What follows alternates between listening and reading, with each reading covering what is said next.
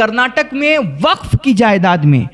2 لاکھ کروڑ روپے کا گھوٹالہ ہوا. 72,000 ایکڑ زمینیں وہاں پر بیچ دی گئیں. آندھرا پردیش میں 31,000 ایکڑ وقف کی زمینوں پر جائیدادوں پر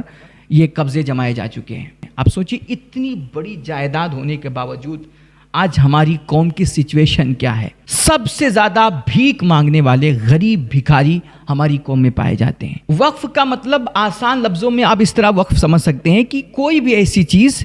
کہ جو انسانیت کے لیے نفع بخش ہو, جس سے عام جنتا فائدہ اٹھا سکے. آپ اپنی وہ چیز رفاہ عام کے لیے, عام جنتا کے فائدے کے لیے اللہ کے نام پر اللہ کی راہ میں ہبا کر دیں, اللہ کے نام پر اسے چھوڑ دیں, تو وہ چیز وقف کہلائے گی. اب اس میں صرف زمینیں نہیں ہوتی ہیں, آپ کوئی بھی چیز, چاہے آپ زمین وقف کریں یا آپ سونا چاندی وقف کریں, پیسہ وقف کریں, کوئی بھی چیز ہے کہ جس سے عام جنتا فائدہ, جسے بہت ساری جگہوں پر کیا ہوتا ہے کہ پانی کی قلت ہوتی ہے. کوئی ایسا مان لیجئے راستہ ہے کہ اس پورے راستے میں کہیں پانی کا انتظام نہیں ہے, آپ وہاں پر پانی کا انتظام کر دیں راستے میں کہ اس سے عام لوگ پانی پئیں, سیراب ہوں. تو وہ آپ جسے مان لیجئے نل لگوا دے رہے ہیں یا وہاں پر پانی کا گھڑا رکھوا دے رہے ہیں, ٹنکی رکھوا دے رہے ہیں, تو یہ بھی اللہ کے نام پر وقف ہے. یا آپ مان لیجئے کسی کو علم دے رہے ہیں, بھائی کسی کو اچھی بات بتا رہے ہیں, کسی کو نیک مشورے دے رہے ہیں, تو گویا آپ اپنے علم کو, اپنی ذات کو آپ انسانیت کے فائدے کے لیے, انسانیت کو آسانی پہنچانے کے لیے اللہ کے نام پر وقف کر رہے ہیں. تو یہ بھی ایک طرح سے وقف ہے. وقف کی کئی صورتیں ہیں, بنیادی طور پر 2 صورتیں ہیں. اس میں کیا ہوتا ہے, کبھی کبھی اصل چیز جو ذات ہوتی ہے, ذات شے ہوتی ہے, اسے اللہ کے نام پر پوری وہ اصل چیز ہی وقف کر دی جاتی ہے. مان لیجئے ہماری ایک زمین ہے, ہم اپنی وہ زمین کہہ رہے ہیں کہ بھیا یہ ہم پوری زمین اللہ کے نام پر دے رہے ہیں. اب اس میں بھی ہوتا ہے کبھی دینے والا فکس کر دیتا ہے کہ یہ زمین ہم مان لیجئے مسجد کے لیے دے رہے ہیں, یا یہ زمین ہم ہاسپٹل کے لیے دے رہے ہیں کہ یہاں پر اس ہاسپٹل بنایا جائے اور اس میں عام لوگوں کا فری علاج کیا جائے. تو یہ فکس کر دیا اس نے کہ یہ ہم ہاسپٹل کے لیے دے رہے ہیں, یا مان لیجئے قبرستان کے لیے دے رہے ہیں, یا عیدگاہ کے لیے دے رہے ہیں, یا کسی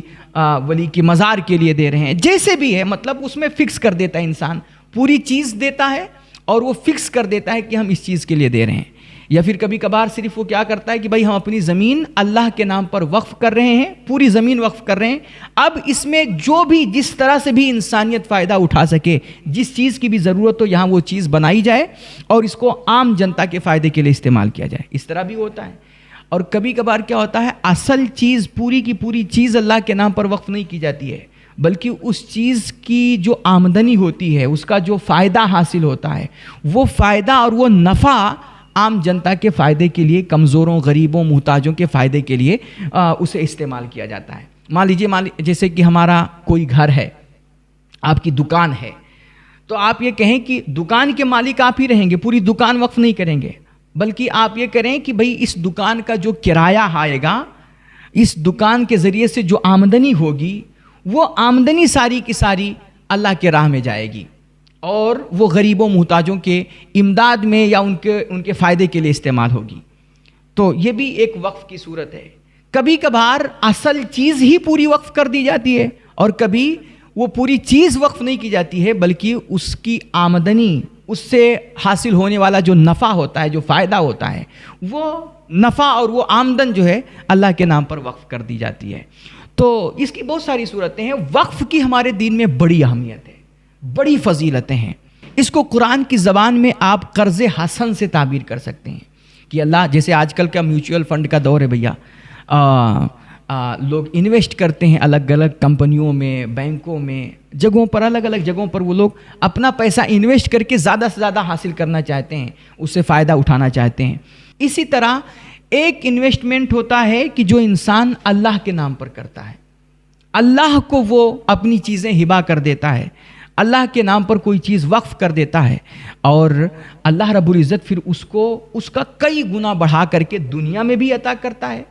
اور آخرت میں بھی عطا فرماتا ہے. قرآن میں فرمایا گیا کہ جو اللہ کے نام پر ایک پیسہ خرچ کرتا ہے, اس کی مثال ایسے جیسے اس نے زمین میں ایک بیج ڈالی اور پھر اس سے ایک جو ہے پودا پیدا ہوا جس میں 7 بالیاں پیدا ہوئیں, اور ہر بالی میں 100 دانے. گویا کہ 1 پیسہ خرچ کرنے پر اس کو اللہ رب العزت 700 اجر نصیب فرماتا ہے۔ اچھا، یہ تو ایک عام فائدہ ہے، بہت ساری جگہوں پر فرمایا گیا، دوسری جگہ پر قرآن میں کہ اگر انسان کے اندر خلوص زیادہ ہے، اس کی نیت اچھی ہے، پاک اور پاکیزہ ہے،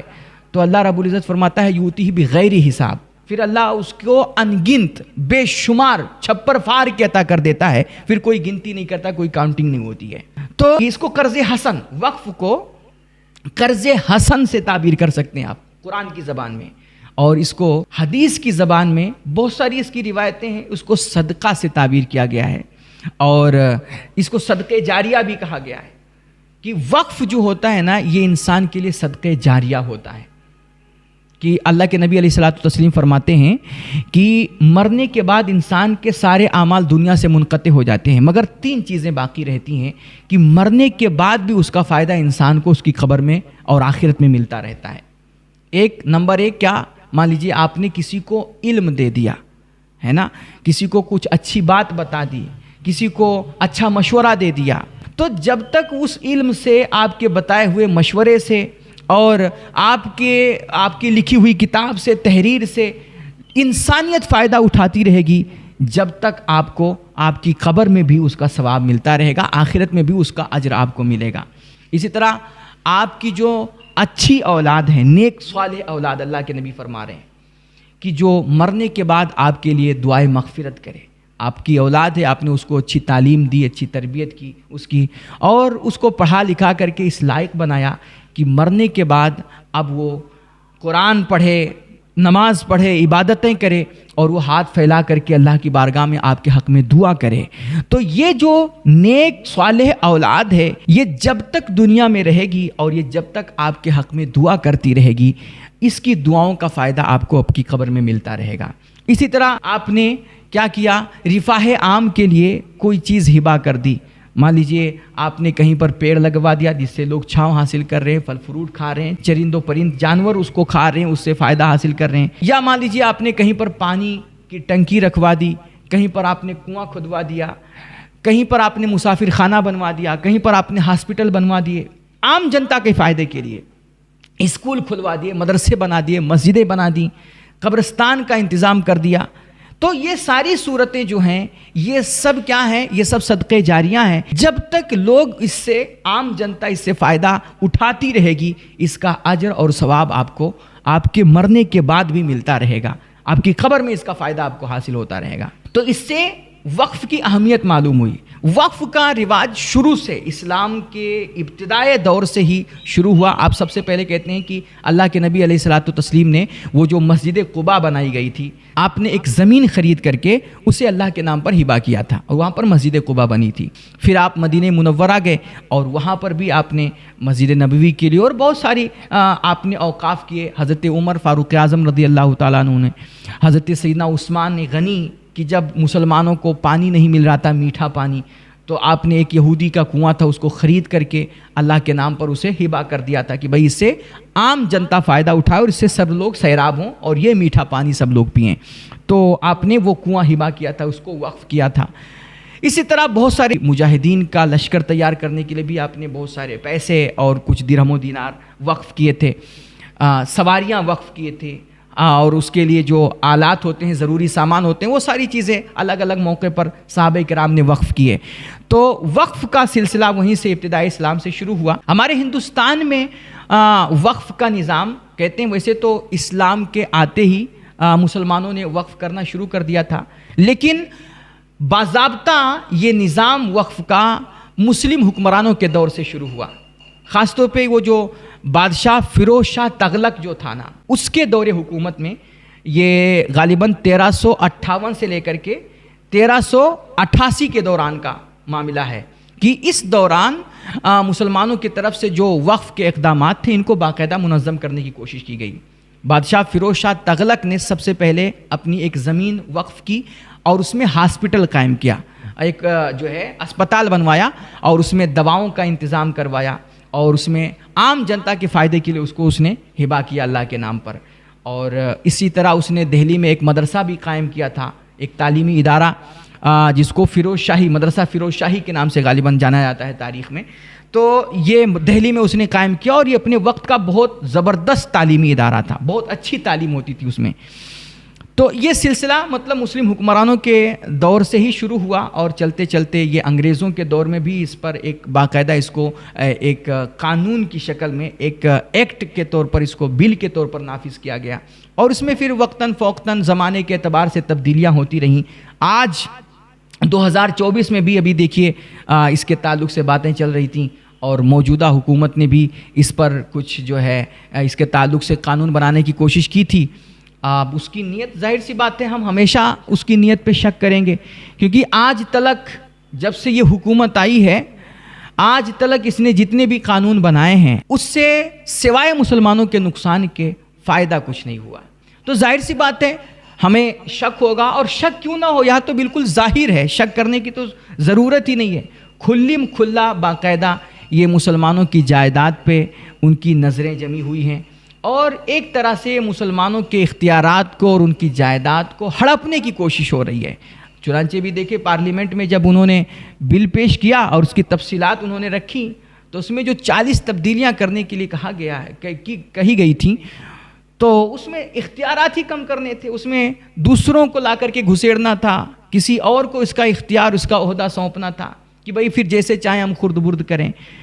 تو اگر اللہ کا شکر رہا کہ یہ بل پاس نہیں ہو پایا پارلیمنٹ میں وقتی طور پر، آگے اللہ مالک ہے۔ تو ابھی یہ جو حکومت بھی ہماری اس میں ترمیم کرنا چاہ رہی تھی، تو ظاہر سی بات ہے اس کی نیت اچھی نہیں تھی۔ چلو خیر، اس سے تو ہم بچ گئے ابھی فی الحال، لیکن ابھی اگر آپ حقیقت میں دیکھیں نا کہ اس وقت مسلمانوں کی ہمارے ملک میں جو اوقاف ہیں، جو ان کی جائیدادیں، کہتے ہیں 5 لاکھ سے زائد وقف کی جائیدادیں اس وقت ہماری، اور میں جائیداد کی بات کر رہا ہوں، 5 لاکھ جائیداد، اس میں سے ایک ایک جائیداد کہتے ہیں کوئی 50 ایکڑ کی زمین ہے، کوئی 100 ایکڑ کی زمین ہے، اور کوئی مطلب اس میں پھر پیسے ہیں، زیورات ہیں، سونے چاندیاں، بہت ساری چیزیں ہیں۔ ایک جائیداد مطلب لاکھوں لاکھ کی سمپتی ہے، اور اس طرح کر کے 5 لاکھ سے زائد جو ہے وقف کی جائیدادیں ہیں ہمارے ملک میں۔ آپ سوچیے اتنی بڑی جائیداد ہونے کے باوجود آج ہماری قوم کی سچویشن کیا ہے۔ سب سے زیادہ بھیک مانگنے والے غریب بھکاری ہماری قوم میں پائے جاتے ہیں۔ اگر ان جائیدادوں کا صحیح استعمال ہو، حکومت تو اس کی نیت بگڑی وہ تو بعد کی بات ہے، سب سے زیادہ جو ان جائیدادوں کے مالک بنے بیٹھے ہیں، جو ان پہ قبضہ جمائے بیٹھے ہیں، جو ان کے ذمہ داران ہیں، جو وقف کے صدر سیکریٹری ہیں وقف بورڈ کے، آپ سوچئے وہ کیا کر رہے ہیں، اور اس سے مسلمانوں کو کتنا فائدہ وہ پہنچا رہے ہیں۔ 5 لاکھ سے زائد وقف کی جائیدادیں، اور ہماری آپ کی حالت کیا ہے؟ مطلب اس وقت ملک میں سب سے زیادہ غریب اور بھکاری قوم ہماری آپ کی ہے۔ کتنی ایسی ہماری وقف کی جائیدادیں ہیں کہ جن پر سرکاری ادارے ہیں، غیر سرکاری ادارے ہیں، اور غاصبین ان پہ قبضہ جما کے بیٹھے ہیں۔ کتنی ایسی زمینیں ہڑپ کر لی گئی۔ اور آج کل دوسری طرف تو ایک اور ٹرینڈ چلا ہے کہ بھائی ایک جماعت اٹھتی ہے جو اکثریتی طبقہ ہے، ان کی ایک ٹیم آتی ہے اور کسی بھی ہماری مسجد پہ دعویٰ کر دیتی ہے کہ ہماری جگہ ہے، ہمارے مدرسوں پہ دعویٰ کر دیتی ہے، ہماری قبرستانوں کی زمینوں پہ دعویٰ کر دیتی ہے، خانقاہوں پہ دعویٰ کر دیتی ہے۔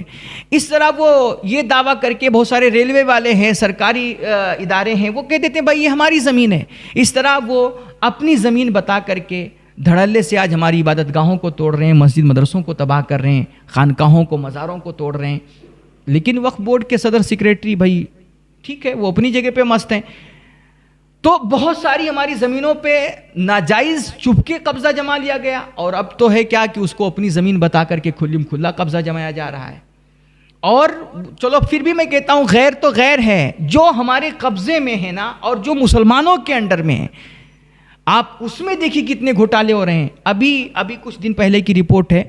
بتایا جاتا ہے کہ کرناٹک کا یہ معاملہ ہے کہ کرناٹک میں وقف کی جائیداد میں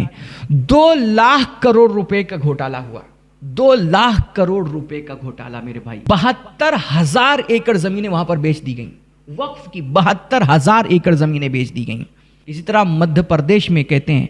55,000 ایکڑ زمین جو تھی یہ وقف کی تھی، اس میں سے 70% زمینوں پر ناجائز قبضہ دوسروں کا ہو چکا ہے۔ اسی طرح آندھرا پردیش میں، یہ بھی کچھ دنوں کی رپورٹیں ہیں، یہ سب آندھرا پردیش میں 31,000 ایکڑ وقف کی زمینوں پر، جائیدادوں پر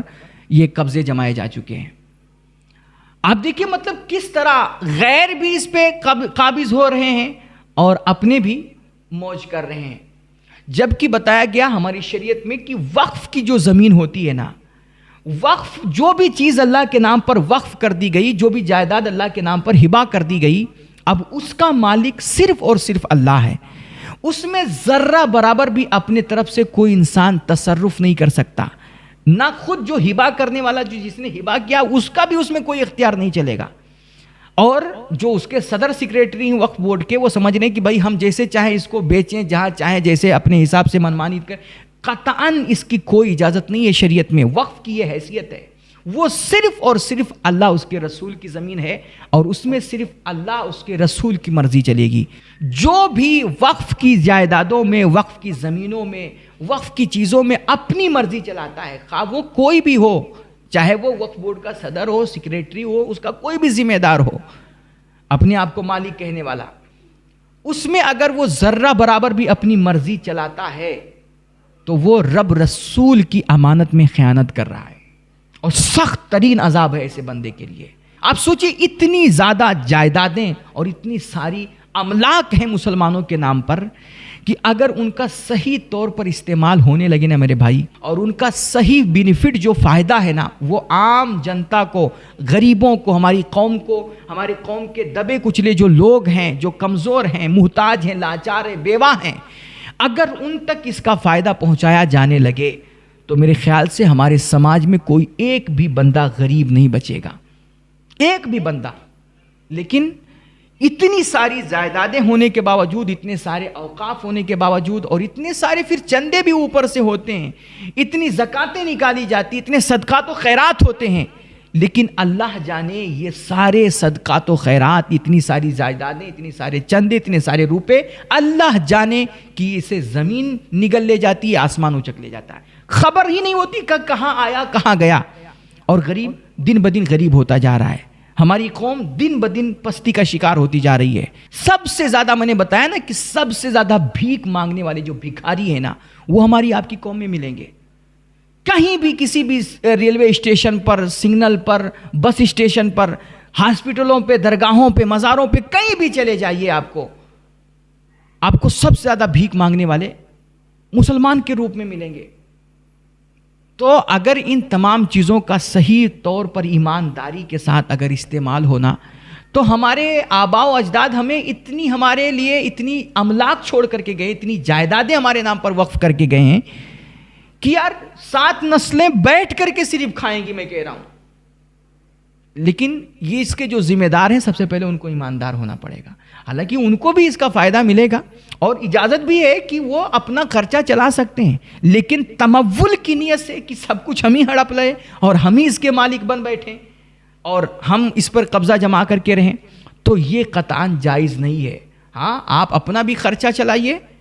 ذمہ دار ہیں بھائی، آپ اس کی نگہبانی کر رہے ہیں تو آپ اپنا خرچہ لے سکتے ہیں، یہ شریعت اس کی اجازت دیتی ہے، لیکن اس کا جو فائدہ ہے وہ عام مسلمانوں کو، عام جنتا کو بھی پہنچائیے۔